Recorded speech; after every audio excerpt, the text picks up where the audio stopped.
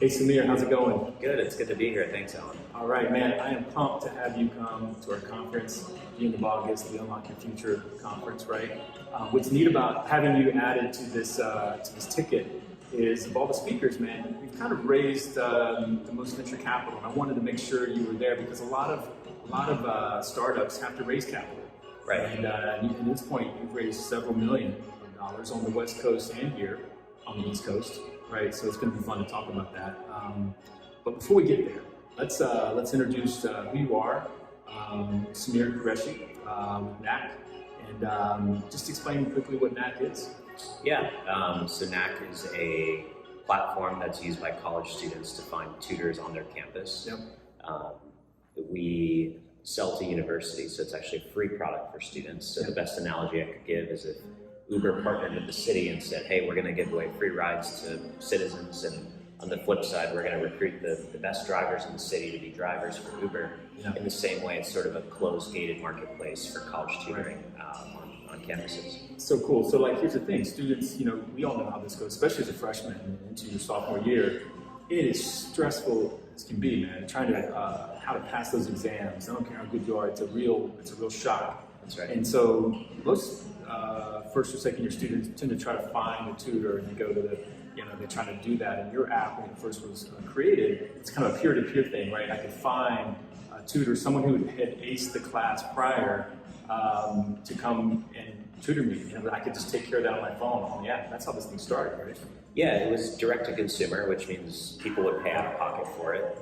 Parents, students would link their parents' cards and pay tutors through our system. And actually, the first iteration was what we call online to offline, which means you use the app to book, almost like a Yelp, but then you meet up in person for the experience.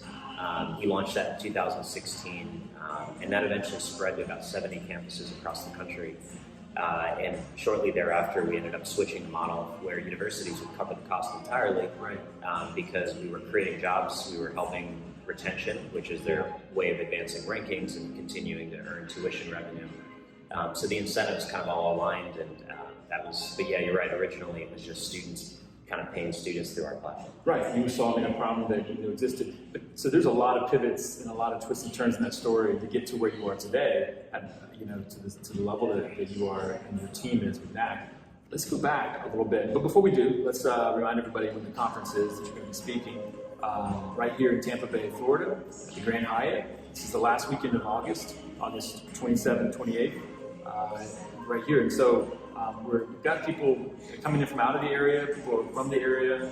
We're going to be giving away over 100 tickets to early and aspiring entrepreneurs. So we're going to have a packed house, and it's going to be pretty exciting with 11 speakers, counting yourself and myself as well. So it's going to be pretty good, right? Yeah, looking forward to it. Yeah. Absolutely. We've got a couple of folks in our team that have done TED Talks, right? So that's going to be kind of the style, Are you ready to light up the room? Yeah, I'm watching a bunch of TED Talks, trying to figure out how to do it. Right? Yeah, absolutely. Yeah. So let's go back to kind of how this whole thing started. You left university and started in a tier 1 corporate organization, kind of on your way. From a family perspective, I'm sure your parents are proud. There you were, right, in your early 20s, in this great corporate job, big career path ahead of you. But something was missing, and you made a leap. Talk about that. Yeah, this is well, first off, the conference is a special opportunity for me personally because Tampa was the first place I landed as an immigrant, right? Yeah. So coming to the U.S., Tampa was kind of the place that gave me a chance, and so it's exciting to be able to kind of come full circle and hopefully help other entrepreneurs start something of their own. And so for me, I think I always knew I would want to do something creative and also independent. I always just kind of had that energy inside me. I used to jailbreak iPhones in middle school for my friends and make money that way, or sell candy in elementary school. It was just always kind of that. I enjoyed being able to provide something, see people be happy, but ultimately make an impact, right? Yeah. So you guys got the big idea from your co-founder, this idea of solving the problem of tutoring, college tutoring, and creating that. Fast forward a little bit, and you're going to talk all about, how you built the company from those early beginnings, putting that team together, building the app, and getting it going. But I want to talk about, especially with you, I want to talk about raising capital. And it's something I get asked all the time. I mean, as much or more than you. It seems like it's something that people are always curious about. It's a bit of a mystery for most people. And let's be clear, not all startups need capital, and that's something that we're going to talk. I know I'm going to talk a lot about at the conference. The difference between startups that really should need capital and do need capital, and those that perhaps don't, or the different types of capital out there. But let's talk about venture capital. Venture capital goes into very specific types of companies. We know it's often high scalable, high growth, often tech. Let's move past that for a second. So you had that kind of startup. You knew you needed to raise capital. You started getting your first investor appointments. Talk about what that was like, your first ones. And I happen to know you had early success with it. Kind of put your finger on when you look back, what you think was the reason why you had early success raising capital, and maybe a couple things that people don't know should know. Yeah, I mean, so I wasn't a business student. I had really no knowledge of, I watched Shark Tank, I knew what VCs were and angel investors, but I didn't really know much about it. And, at the University of Florida, when we won the business plan competition, UF has a great alumni base, and some of the judges were VCs from the West Coast. Yeah. And when we ended up winning, they said, hey, this is a great concept. You may want to come out west to talk to some venture capitalists. Right. So followed some advice and kind of built a network of advisors who helped coach me through navigating what that actually meant and looked like, and how to present and really define terms. I mean, all of it. Right? Yeah. So it was really a product of building a network of, not necessarily a network of people I could just write checks, but people that had been there or were on the other side and could help coach me through that process. Yeah. And so because NAC was direct to consumer originally, unless I had a lot of money or we had some source of cash, which we didn't. Get pizza money. Right, and I worked part-time at a cookie delivery startup that a friend started in Gainesville, and I was just making cash tips, and we were kind of doing what we could. I poured my savings entirely into NAC, and so we started to get to the point where, okay, we built the product because one of our co-founders is a technology guru, really. And so we had the product, but we didn't have a lot of money to market it. Yeah. And so we were kind of, building as we were flying, if you will. And so people said, hey, you got to market the thing or you'll never get enough traction to go raise money and grow. So we were lucky to have a friend, family member, one of my co-founders' family members say, hey, I'm interested in investing $50,000. I look at this as, if I don't get my money back, that's fine, but I trust you guys. And so, what I would say is that the number one thing that I realized is venture capital-backed businesses are almost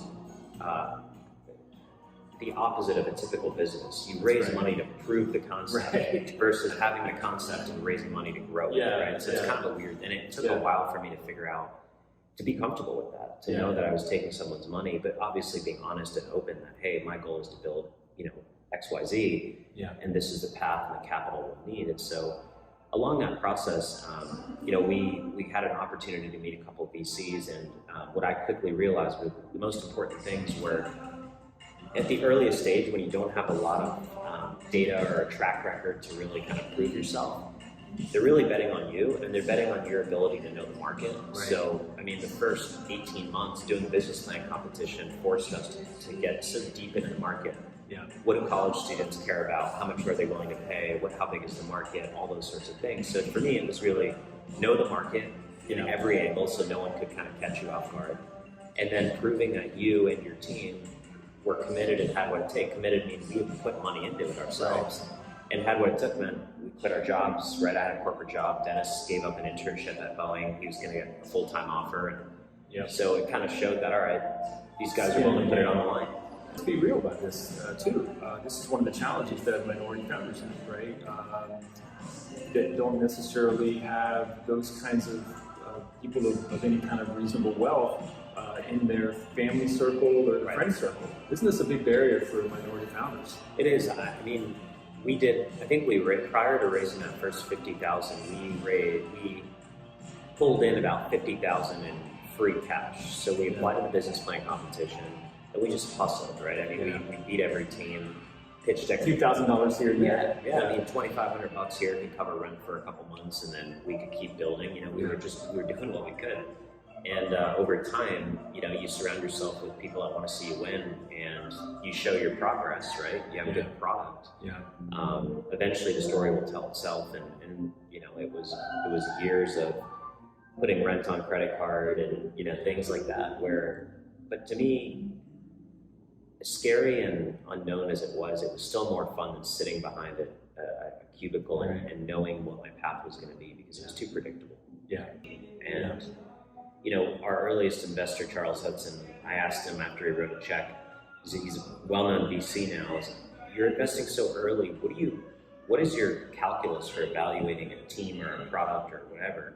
And he said, I look at three things: the team, the market, and the product. And I look at them in that order because the team hopefully is the least likely to change, at least in the early stages. The market is less likely to change. The product is more likely to change. That's exactly what happened. You guys' product is quite the market's been the same, and the team is, for the most part, been the same. Wow, that's a great place for us to cap off this interview, man. Samyr, thanks for sitting down with me, and just excited to have you come to our conference, join the other 10 speakers with us, and see if we can really put a lot of information down for a lot of early and aspiring entrepreneurs. I always tell people it's going to be a healthy dose of 50% heavy on inspiration and information. You know, like you need both when you're early, right? You need both. Maybe just some final comments on that, like kind of things that you could have used or would have wanted to have at that stage. Yeah, so tactical information is helpful, right? You hear a lot of abstract, oh, well, you know, you need to be doing X, Y, or Z at a high level, but when the rubber meets the road, what does that actually look like? What does it mean? Right. And so I think, at least my intention is not just to tell a story around what it means to start a company and why you should do it, but how to actually get started, you know, tactically. Yeah, perfect. It's going to be interesting to see all the speakers with different styles and angles on this thing, and you just gave us a nice preview of what you're going to do. So, all right, good. Let's wrap it up. Samyr, I'll see you again in August, and we look forward to seeing everybody out there. Everybody be well, and we'll see you in the end of August. See you later. Take care. Bye.